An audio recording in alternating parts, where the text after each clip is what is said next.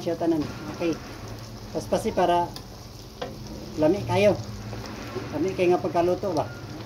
Mayroong fried chicken na amon atong i-chop ni karon. Let's go. Ibalik sa planggana kay ato ng timplahan. Let's go.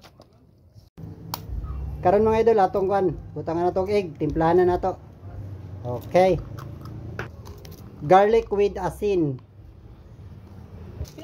Butangan na tong magic sarap para pangpalasa. Butangan na tong bitsin pangpalami. Okay mens. Butangan na tong kalumit pangpabukad siya. Tunga. Butangan na tong paminta para pawala og langsa. Okay mens. Oops. Ayun mga idol, amo nang gimix oh. Gimix na namo ang fried chicken. Mao ni ang butangan na tong 1/2 kilo nga harina. Kini siya nga manok. 2.5 kilo water de para mo sticky siya. Gamitan na to breadcrumbs. Ayun, breadcrumbs na to ng chicken diri sa may breadcrumbs. Mao na ni siya, okay na ni ato nang ilunod karon. Man siya tanan. Okay. Paspasi para lami kayo. Lami kay nga pagkaluto ba. Ayun, hapit na siya maluto mga idol. Nag-brown na siya. Ayun oh. Baliyo na. Baliyo na to. Ayun. Now, dare. Sabi to kanon dito luto na. Oh, mao na siya si Ma'am Lini ang atong madam.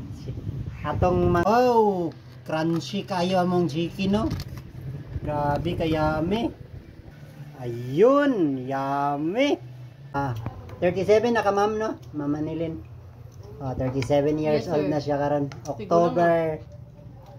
October 21, 2025. Birthday ba sa papa?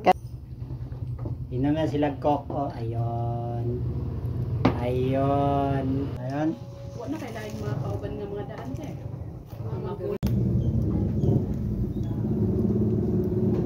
Ay, kaon siya? Kaon siya.